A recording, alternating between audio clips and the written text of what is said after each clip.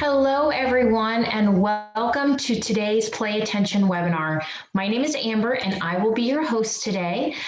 We are on part 3 or webinar 3 of our webinar series, How to Make ADHD Your Superpower. And today we are going to be talking about how to channel your energy for positive outcomes. So we're so excited to be talking about this. So thank you so much for joining us today. As always, we are recording this webinar and you will receive the replay shortly after the webinar is over via email. So watch for that. You can rewatch it in case you have to leave early, or if you want to share it with anyone, you'll have that opportunity. If at any time we lose connection today, you can always re-click the link and rejoin. I may occasionally ask you if you can relate or if it's something that you've experienced before to try to make our webinar interactive today. And you can use the raise hand icon down below in your toolbar. And finally, if you have any questions at all, don't hesitate to use the chat box. You can type your question in there. I'm the only one that sees those questions, and I will try to get to those as they pop in the chat box. But I definitely will give you an opportunity to answer those questions. Hopefully the sound is okay and things are going well. So we are going to go ahead and get started. So my name is Amber. Again, I will be your host, and just a little bit more about myself. I've spent the last 20 years in secondary and post-secondary working with children and adults to help them achieve their academic and career goals.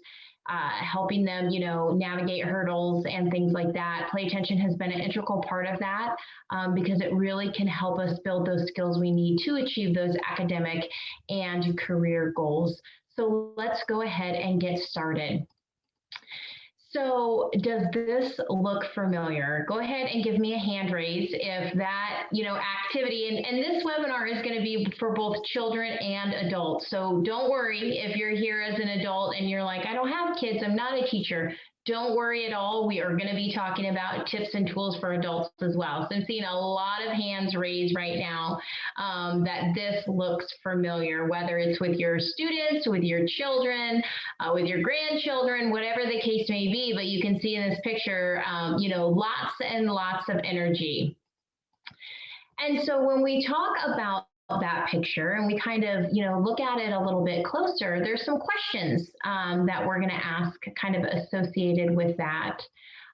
Does it seem like your child touches everything at any place you go? So they're always touching something.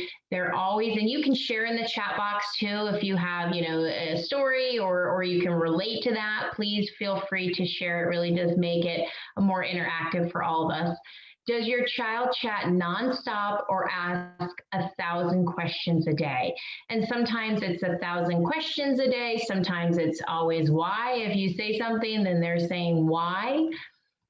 Does your child have a hard time when they must sit still for a while? So, you're asking them whether you're in maybe a dentist's office or a doctor's office, or you're at church or wherever you're at where they need to be a little bit more reserved. Do they really have a hard time, containing that energy, keeping that energy inside? Or are they still moving around a lot? Karen says absolutely 100%. So you're in the right place, Karen. Would you describe your child as curious, adventurous, or fearless? And that's something that we're really going to be talking about today is we don't want to take that energy and say, oh, it's a bad thing, because it's not. This series is how to make ADHD your superpower. And whether that energy is associated with ADHD or not, that energy is a superpower, and we want to make sure we're channeling it the right way. And so by looking at this question here, there are a lot of positives that can come with that energy. Curious, adventurous, and fearless. And Gabby says fearless. And I would have to agree, with fearless as well. So I have 2 children, and if you've attended any of my webinars before, I do talk about them a lot. And, I have 2 children, and I always say when I'm working with clients that my kids couldn't be any more different. And I'm sure you probably can relate to that as well. It's so common for us to have totally different children. And even though they grew up in the same household, they were, introduce the same kinds of experiences. I have one that is very fearless, and I have one that is very reserved, right? So fearless, definitely something adventurous, I would say, is one of my children as well. Katrissa says fearless as well.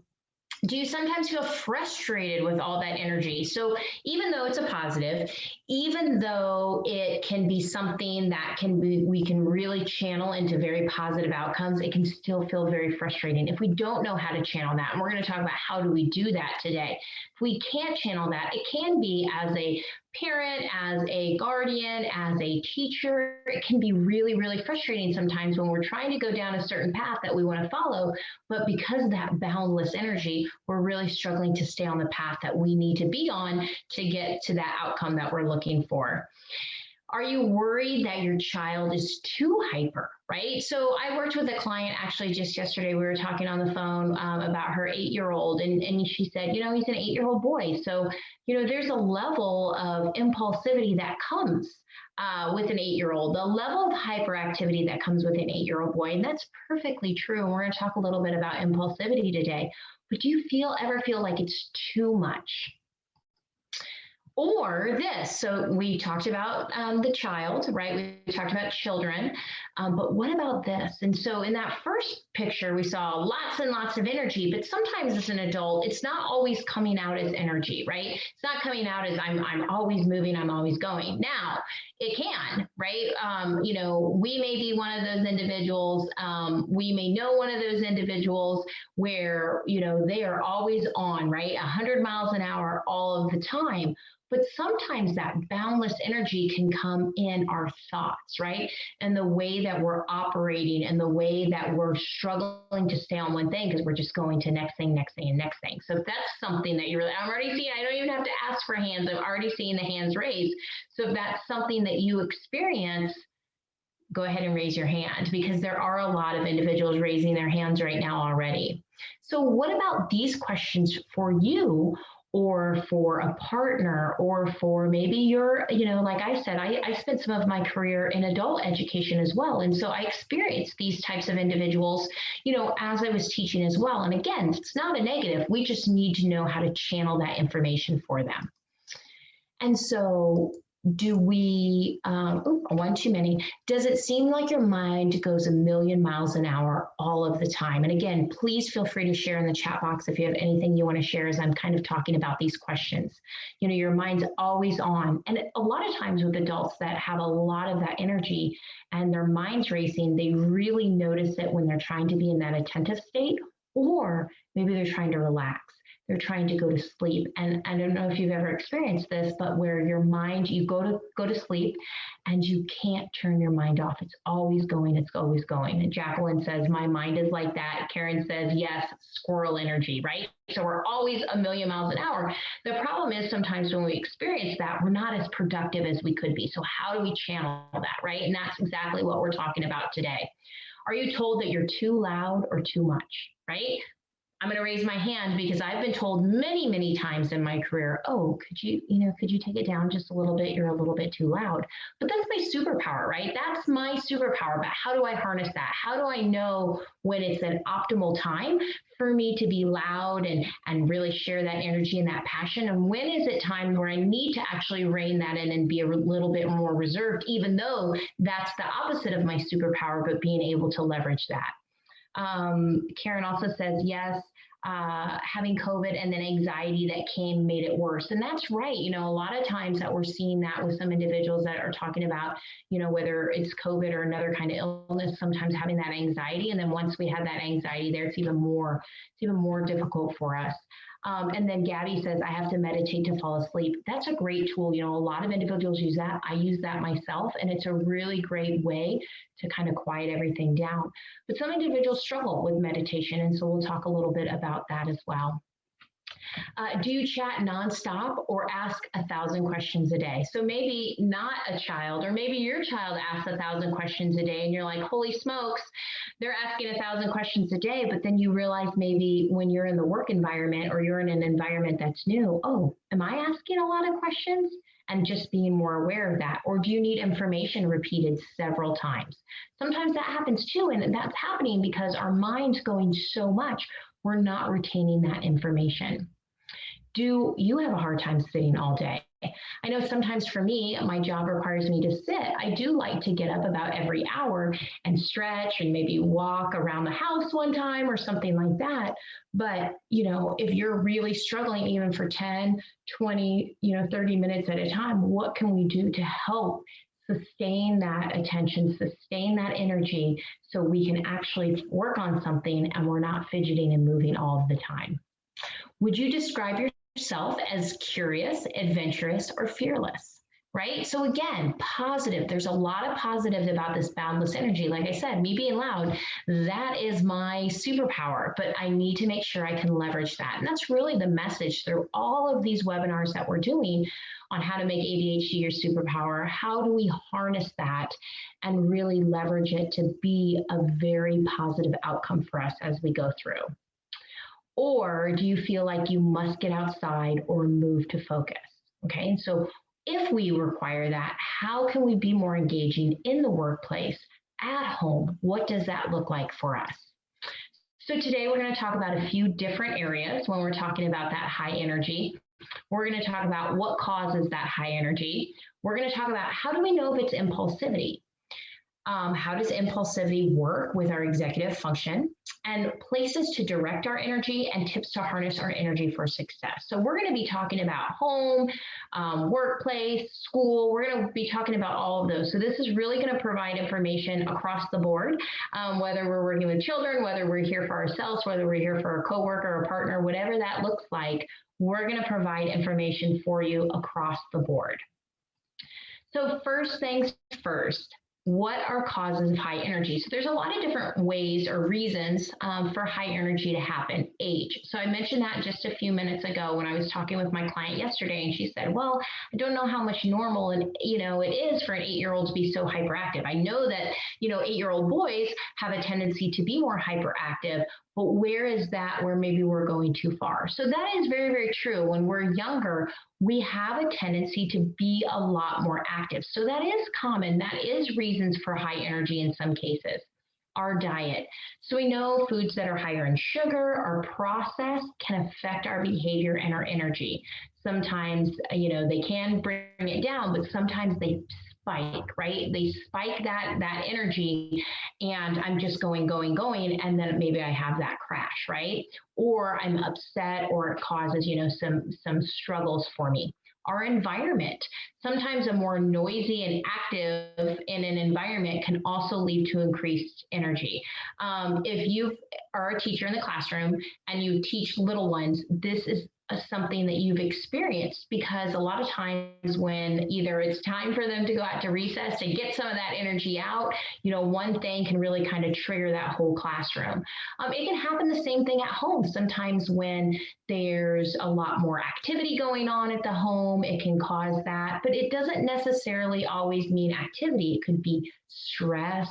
It could be being loud. It could be somebody, if we have several children in the home and one is really upset about doing homework and they're very upset, that can kind of trigger, right? That high energy, and maybe not that positive high energy across and through the household.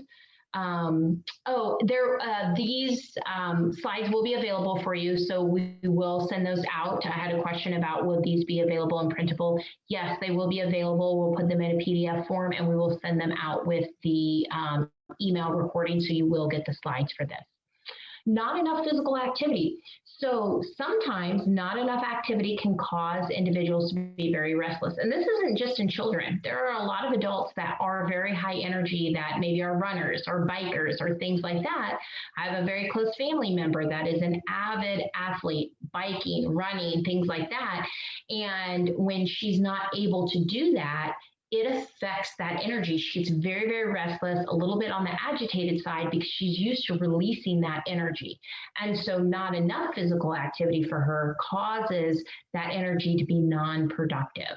And then ADHD can be one symptom. ADHD can be causing the high energy, it can be that hyperactivity symptom that comes with the ADHD. So there are a lot of different reasons that we can. And Karen says, bright light causes restlessness for me. That's true.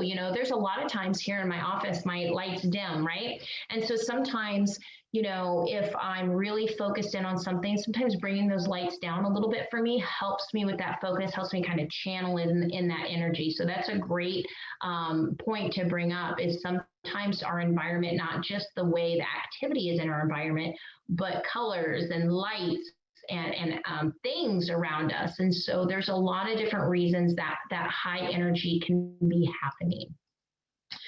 So how do we know, though, if it's just high energy or if we're struggling with impulsivity, which is lack of inhibitory control, where we're not able to stop and think and then react?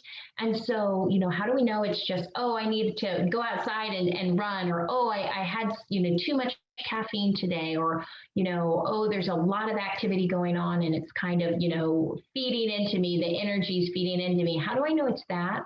Or how do I know I'm struggling with that lack of inhibitory control, where I'm interrupting people because I'm not able to stop myself before that? Maybe I'm not making the best decisions because I'm not thinking things through before I move forward with something.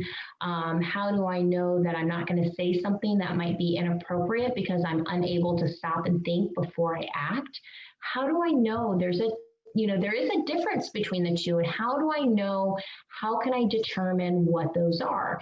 Now, some of you have worked with play attention for a while, and so you use this because you or a child or clients that you work with do have impulsivity, and whether that's associated with ADHD or not, it is a really great tool to help us start to build that ability. Because just like any skill, if we are having high energy, there's tips that we can do to kind of channel that energy. But if we're struggling with that impulsivity, we need to strengthen our brain so we have that inhibitory control where we can stop and think and then act.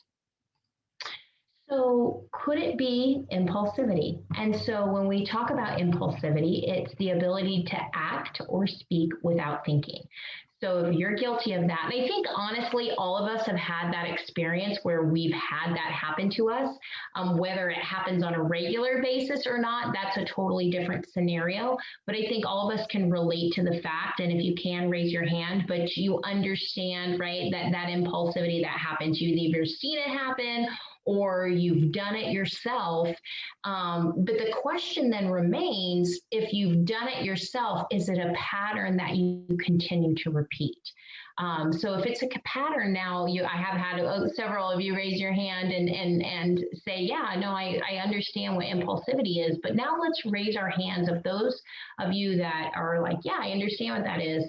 Who here has a pattern of where they've done it and then after the fact they thought, oh, I shouldn't have done that? Or somebody even has to tell you, oh, that maybe wasn't the right solution or right act or right thing to say in that scenario. So so a lot of you understand the impulsivity, but out of you, who has experienced this or has a child, right? Not just you, but maybe has a child that you've talked through with this. And that's the thing with impulsivity, is we can work with individuals and we can tell them, hey, that was probably not the most appropriate thing to say or the most appropriate action. And they can understand and have tools in place to help them prevent that next time, but do it all over again, because we're not building that skill. Tools and skills are two different things. And until we build that skill to actually give them that ability in their brain to stop,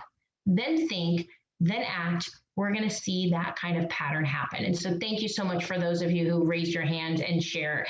And I'm getting, some comments too in the chat box that says, I'm guilty of this. And that's okay. We have ways that we can help with that, right? So we have ways that we're going to talk about high energy, but we have ways to help with the impulsivity as well.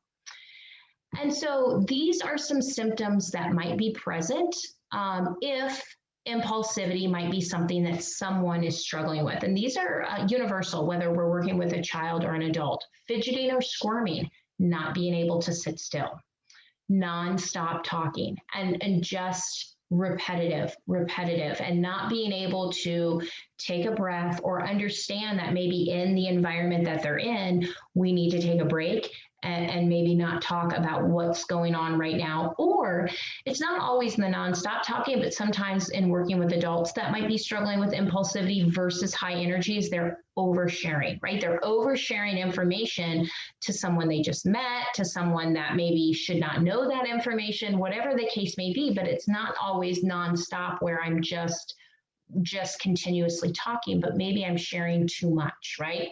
Trouble sitting still or doing quiet tasks such as reading. If you of thinking of sitting down and reading, makes you anxious and fidgety, that could be an indication that we're struggling with that impulsivity, because we're putting our brain in an environment that is more dull and mundane.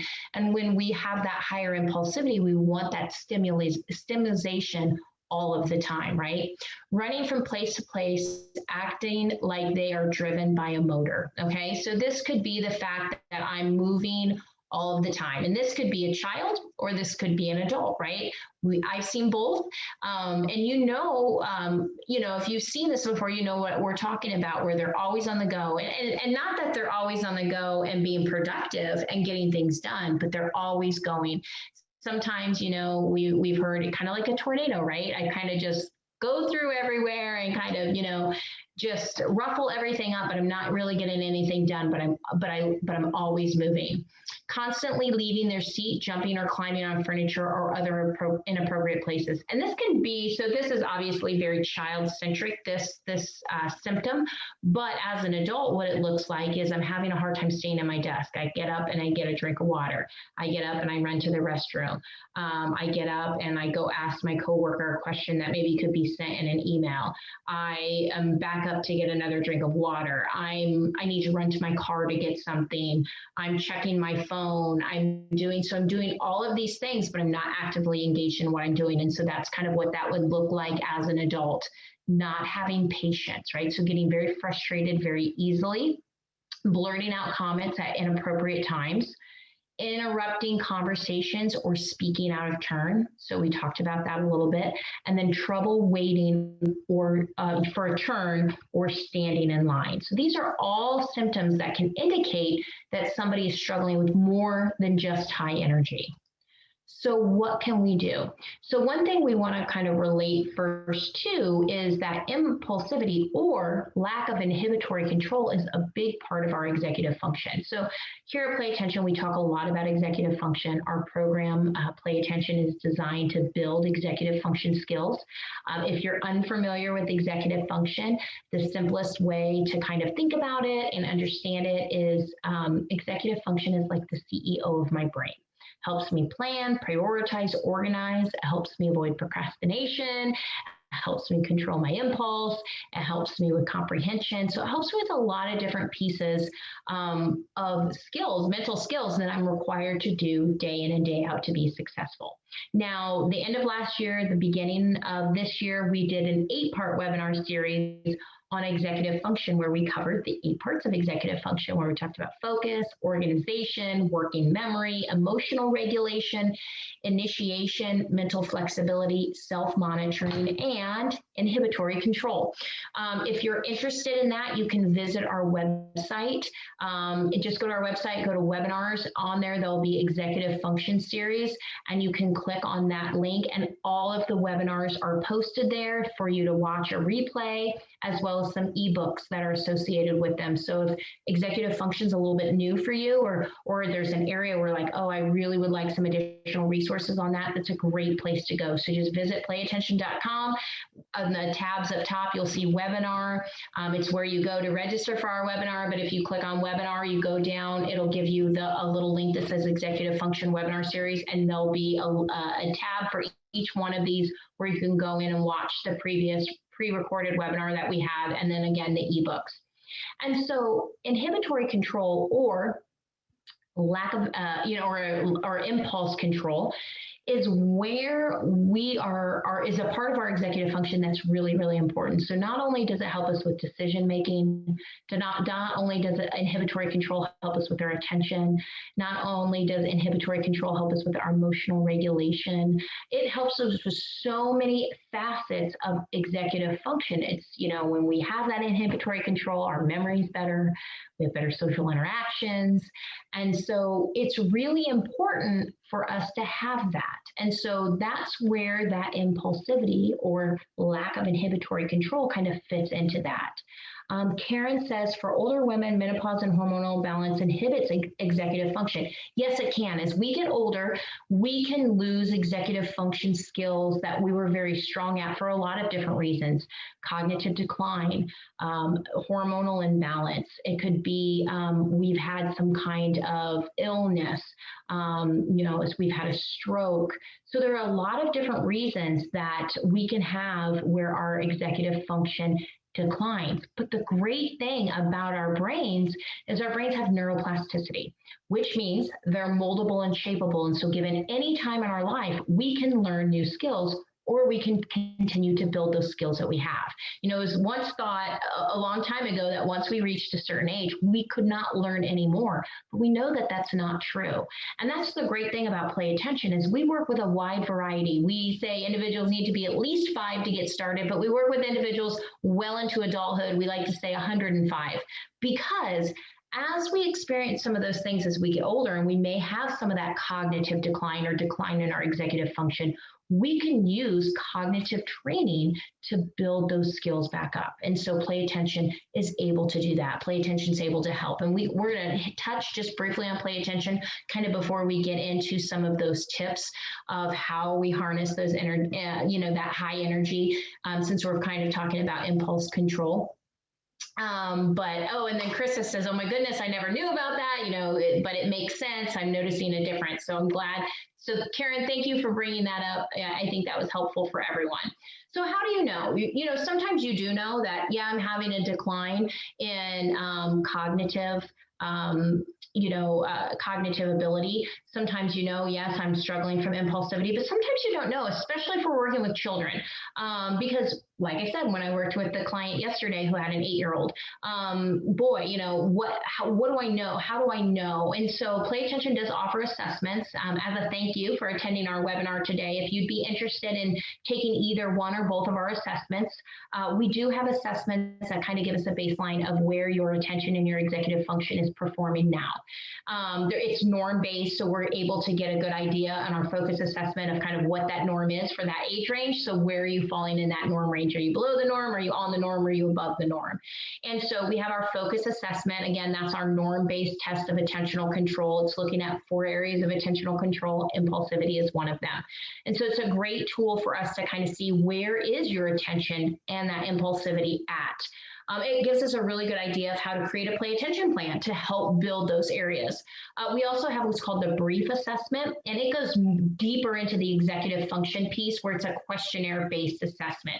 75 questions where you answer them, different questions about how your executive function is performing day in and day out.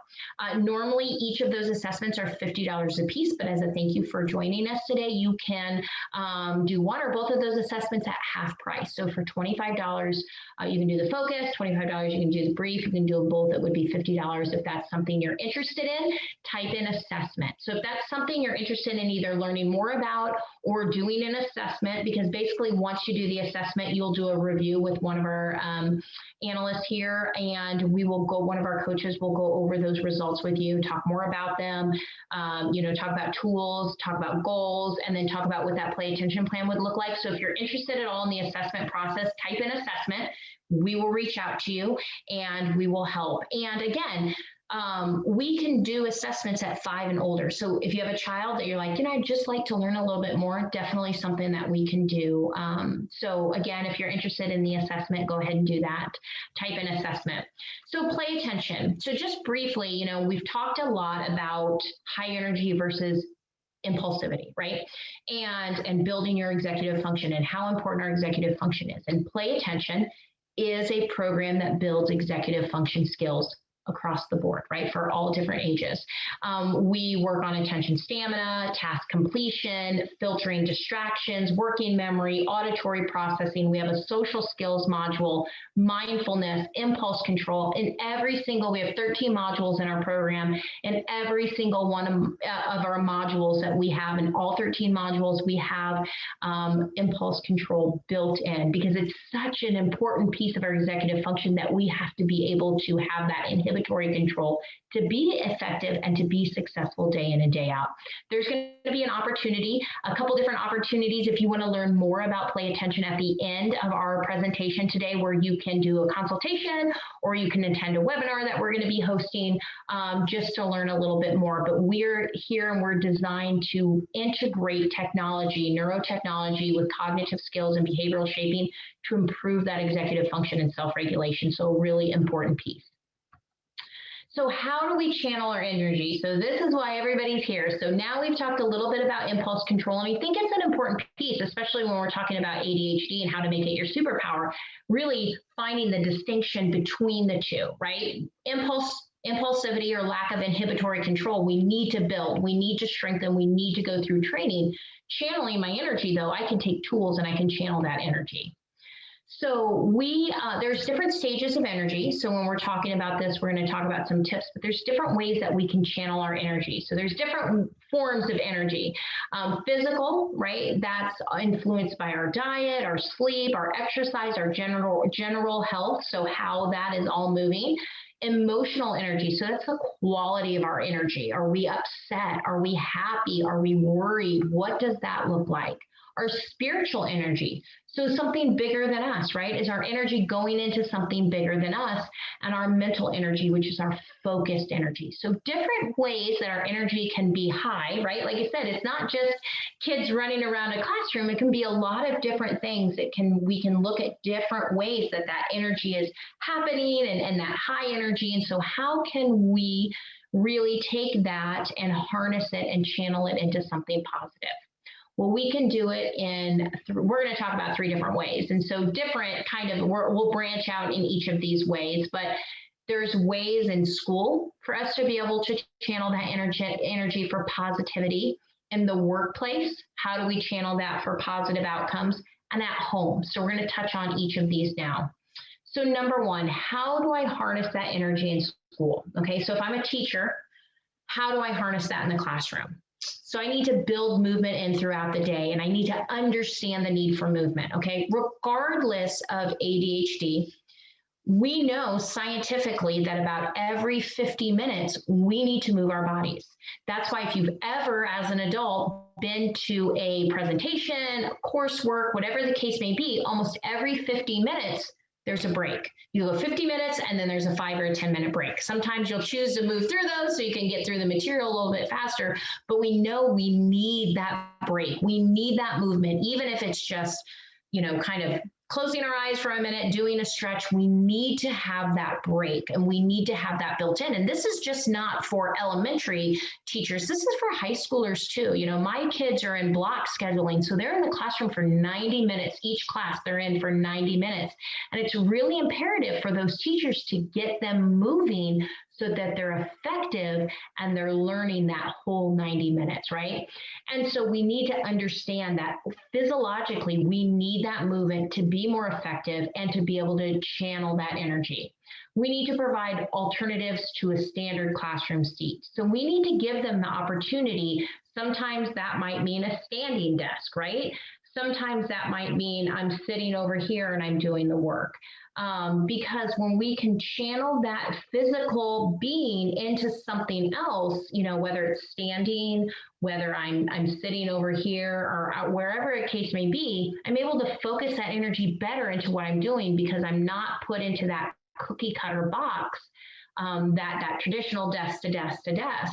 And students that are ADHD, when we have more flexibility with them, they are more productive in what they do. Allow for creativity. Now, not every single assignment is going to be that fun, creative assignment, right? But maybe in some cases, give them the opportunity to be creative, because that's one thing we know, that ADHD students are very creative generally, right? That's not everyone. There's not a one size fits all, but let's give them the opportunity in some assignments, okay? Can we tell them, okay, for this assignment, I want you to do X, Y, and Z. You can draw it. You can write a paper on it, you can do a little video on it, or you can give us a presentation, right? So that allows them to harness their energy into a format that they're going to be more productive, and it's going to be more positive for them. My son, who's 18 now, he went through the program at 14, and in middle school, he excelled in his social studies classroom because their instructor let them give the material in whatever format they were most comfortable with. And he learned so much because he was able to channel that knowledge into a platform that was most effective for him. Now, that's not always going to work with every single assignment we have, but if we give them some of those frequently, it will be more productive because we know that everybody learns a little bit differently, and just writing a paper, I may not actually learn that material, but if I'm putting together a presentation, or if I'm drawing a picture, or I'm doing something like that, I'm taking my passion, I'm taking that energy that I enjoy, and I'm putting it into something, and I'm going to have a more productive outcome. Be aware of the breaking point. So be aware, and this is a student by student basis, and sometimes it's not easy to do if we have big classrooms, but try to be aware of when we're going to that point of no return, right? Where the energy is going to go off the charts, and now we have a huge disruption in our classroom, or whatever the case may be, but try to be aware of that breaking point. Allow flexibility with delivery of materials. So that kind of goes back to the allow for creativity that I was talking about. Encourage participation in sport activity. Now, sports aren't for everyone, and it could be musical, could be art class. But we know sports, getting out, being active, being in that team environment, participating can be really, really helpful because they're channeling that energy into something that's positive and productive. They're working as a team, they're working together. And also, when we start talking about that sporting activity, there's some requirement that they have to do well academically, right? For them to continue in that sport. So we know that putting them in sports, putting them out on the field, on the courts, whatever the case may be, is very effective. Now, unfortunately, not every student that we work with is athletically inclined. So this would be, okay, maybe band, maybe an instrument is what they need to do. Maybe choir is what they need to do. Maybe sculpting. What is that? And helping them kind of cultivate what that participation is outside of the classroom, and that extra that's really going to help them channel that passion in, so they're more focused in other areas, and that they can really, have that commitment and that connection. So what about work? Okay, so those are kind of some things that we can do in the classroom, but what can we do as employees, as employers in the workplace? Implement time blocking, breaking your day up into segments with detailed focus of bursts of energy, right? So I work with an adult client right now, and one of the biggest areas that we're working on is how do we make her time more effective? She's working, she's going back to school, she wants to engage in social activities. How does she figure out, okay, how do I prioritize my time? How do I do my time? How do I make sure I'm effective in the time that I'm using? And we've set up time blocking, and it's been very effective for her because we're taking chunks of time and we're assigning it work to do. So we're saying, okay, this block here is play attention time, right? Because we're building those skills for her so she can start to problem solve these things on her own. So we're building her skills, and then we have our work block, and she can take that work block and then break it up into smaller chunks. Okay, from 8 to 10, I keep my email closed because I'm more effective at that time of day, and my email is distracting to me. So now I'm going to do this project, and I'm going to take a break, and I'm going to do this project, and that's where my burst of energy is going to be, right? But I don't have that distraction of all of these other things, so my energy is going everywhere else. And then we're taking time to, after work to unwind, do some social engagements, and then we're doing chunks of time for studying. And what does that look like? And that's been very effective because it gives her very much structure in her day, but it also gives her time and place to put her energy. Now, also we need to look at with her on when we're talking about, when we're talking about her academics, how does she learn best, right? How is she going to take the information in? One thing that we're working on right now is it's harder for her to read and comprehend information. Again, we're working on that comprehension piece through play attention, but in the meantime, she's already in class. So one of the things she said is it's really helpful if I read out loud.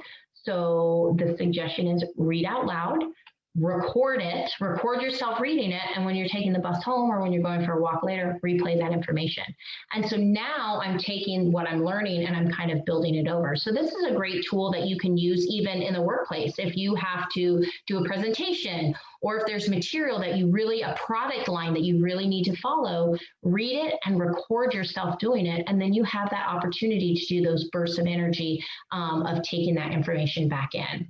Try to avoid activity throughout your day, or try to add, not avoid, try to add activity throughout your day. Take a lunchtime walk, stretch breaks, walking meetings. So I think this is really important, especially here in the States, we have a really bad habit of eating lunch at our desk.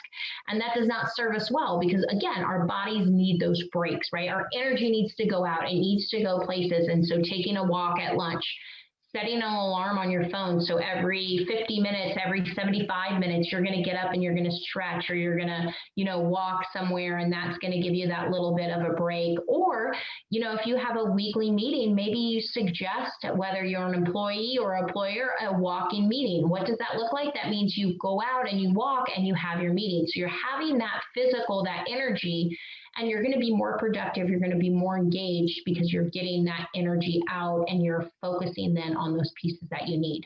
Allow for creative tasks as an outlet. I think as an employer, it's really important to know not only the strengths of our employees, but what makes them passionate, what they enjoy, because that's going to be, by putting, again, just like a student, by putting their energy into that, it's going to be a lot more effective for them. So finding that out, maybe we, when we hire someone, we talk about, okay, what really excites you? What kind of tasks? And then helping kind of, I always say everybody has strengths and weaknesses. So pairing those strengths with those tasks are going to make them more effective, and it's going to channel their energy the right way.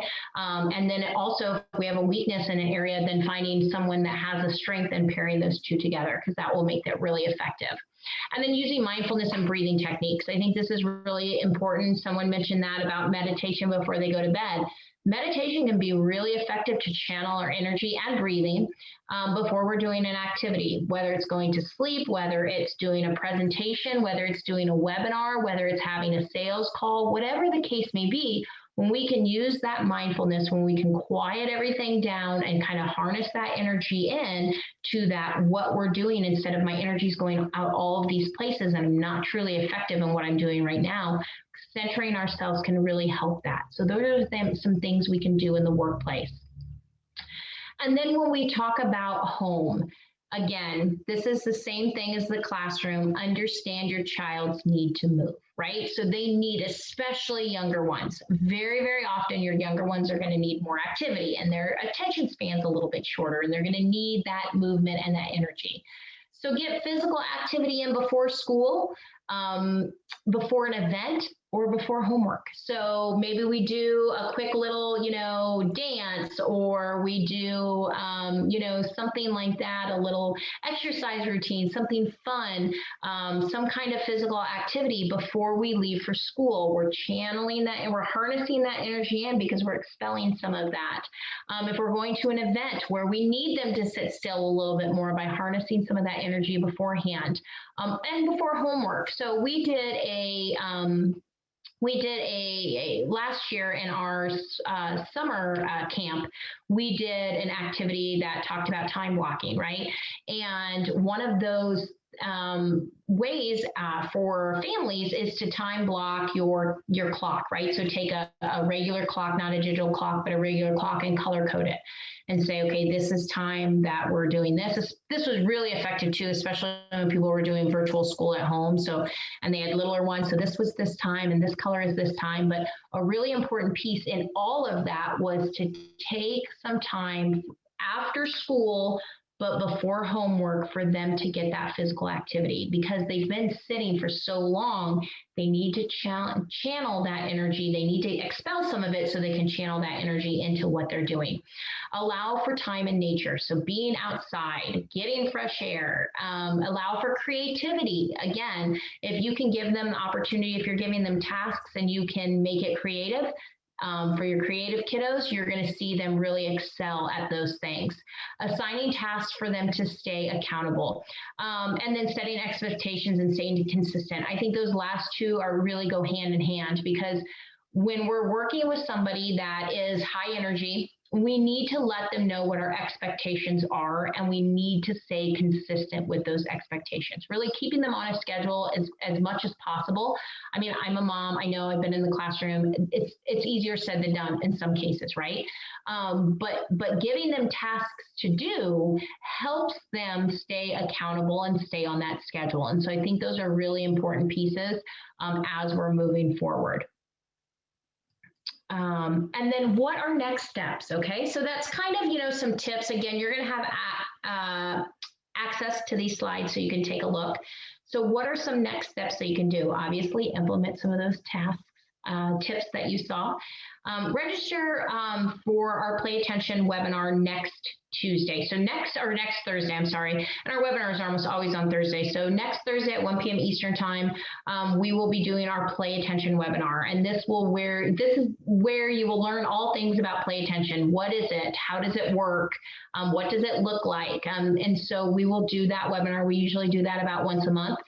Again, like any of our webinars, we always record them. So if you cannot attend live, no worries. If you register, you'll automatically get that recording after the webinar is over. But if you're interested in us registering you for that webinar, you can type in Play Attention Webinar and we will register you for that webinar. If you're interested in the ADHD assessment, again, not a diagnostic tool, but it gives us a good idea of where your attention and your executive function are at, kind of a baseline of where we're at right now, and tips and ways to help move forward, as well as what a play attention plan would look like. You can type in assessment. Again, those are half price right now. You can request a one-to-one consultation. So very often we do one-to-one consultations with parents, with individuals, with teachers, with professionals, with anyone who's interested in learning more about play attention. And the difference between attending a webinar versus a consultation is the consultation is going to give you a little bit more one-on-one engagement. We talk specifically about the goals you're looking to achieve, or that you're looking for your child to achieve, or your clients to achieve. And then we can really talk about how play attention will help with those goals. If you're interested in a consultation, you can just type in consultation and we will reach out to you and we will schedule that, get that consultation scheduled for you. And then finally, we are going to be hosting on the 29th, April 29th, so the last Thursday of the month, our webinar on reading comprehension. So not only does play attention help with our working memory, we also have a component that really helps us with reading comprehension, and we're going to talk a little bit about that. It's called our media player, and I actually got a little video I want to share with you. And here's an example actually of an adult using it. Now you can use media player one of two ways. This is where they're watching a presentation. It can be a webinar, it can be a TED Talk, it can be just basically any kind of video file that you want to pay attention to, but maybe it's a little bit harder. And the way that it's going to work is, and you'll see this here in a minute when I start the video, when you're focused and paying attention, again, everything's going to be triggered by attention. And that's what we do with everything that we do here. We build on that attention foundation, because once we can pay attention, we can start to build those other skills. And so with this media player, when I'm focused and paying attention, I'm going to receive the information. But at any time, if I lose that focus, it's going to stop. And maybe it's because I got distracted, maybe that internal dialogue, maybe I'm taking notes. That's going to be the example. In addition to a video file, you can also use it with an ebook. So working with children as well. So you can have that ebook on the screen where there's actually words and it's reading it to them, but they have to be fully focused and pay attention for that book to actually read to them. So we're going to be doing that webinar on the 29th. I'm going to turn the video on here in a minute so you can actually see that. If you're interested in that webinar, go ahead and type in reading webinar and we will get you registered for that one. So let me go ahead and get this started here. So you see, he's paying attention. He's got his body wave armband on and she's talking, but notice now he started taking notes. He's no longer engaged in paying attention. And you see that it stopped. Now he stopped writing, he's re-engaged, he's refocused, and now she's going to start talking again. So it's a really good tool for us to ensure the information that we're gathering, we're truly taking it in, we're truly comprehending it, not just it's plain, it's plain, it's plain, and I'm thinking about something over here and I'm only giving it part of my attention.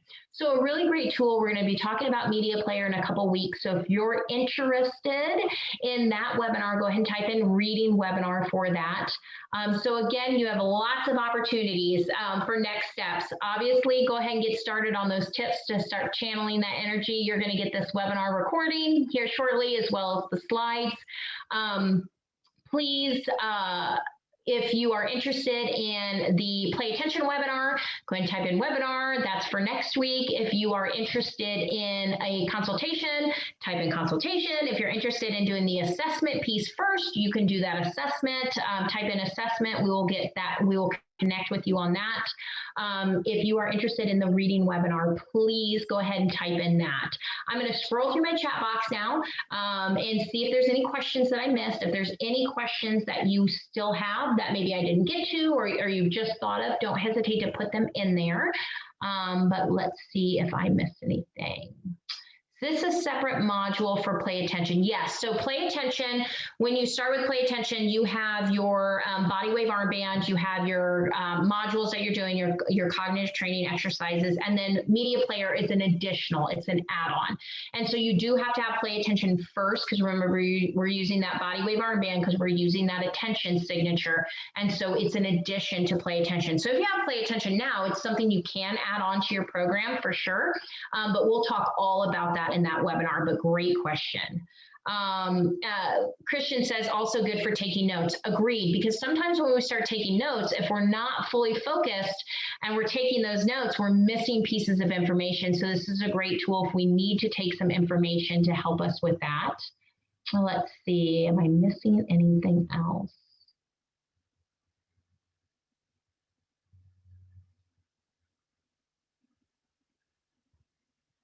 Quick question. I'm sorry, Gabby, I missed this. Quick question. What do you do when they refuse to do the task that they are asked? So, you know, it really depends on kind of the scenario that you're looking at. Is it a task that they're used to doing all of the time and now all of a sudden they're refusing? Is it a task that we want them to do, but we're not being consistent in asking them to do it? Are we working with a behavioral issue, right? Are they maybe just being defiant in that? So there's a lot of different ways that we can focus on that. One thing that is very important when we're talking about, especially children that might be struggling with ADHD, is a rewards program. We know a rewards program is very effective in that and really helping them. We have a rewards program built in with Play Attention. When we start talking about behavioral though, and being defiant, that is, you know, often ODD, and it can be, you know, again, another diagnosis that is comorbid with that weak executive function. And so one way to help them start to build that ability to be more consistent in following those tasks is to start strengthening their executive function. We know attention and executive function are very vital when we start to run into that defiant behavior. Because they're not able to process what's happening. They're struggling to stay attentive because they want to be on something that's highly stimulating. And we're probably asking them to do something that's more boring and mundane. And they don't want to do that because they need that high stimuli. And so what we need to do is we need to teach them to be engaged in those times where it's more dull, it's more mundane. They're always going to have their preference, and I always talk to my clients about that, is you're always going to have your preference of material. However, we want you to be able to perform in all environments. We want you to be able to follow through. So hopefully those are a few things that might be helpful for that. Let's see here. Learning disabilities and math. So we do know that executive function is also comorbid, again, with learning disabilities. So it might not fix that math disability. However, what it's going to do is it's going to build their attention. So we have a lot of tutors actually that use play attention in conjunction with their tutoring, because for us to be able to tutor individuals and give them the tools that they need to be effective, we have to have them pay attention, right? And if they are struggling with executive function, in addition to that learning disability, that we may be giving them tools that could be effective for them, but if they're not paying attention, if they're not processing it, it's going to be very hard for them to use those tools. So this can be something that can help them build that attention. So then some of those tools we were giving them for their learning disabilities are going to be more effective. Additionally, we do have first and second grade math modules for individuals. Unfortunately, it's just first and second grade right now. We're obviously working on more, but something that can actually help improve where once we give them those tools to help them with that learning disability, they're going to be more effective because they have that strong executive function. So great question. Okay, well, thank you so much, Alicia. I will contact you specifically about your question. Great. Well, I appreciate everyone being here. I hope you got something out of today.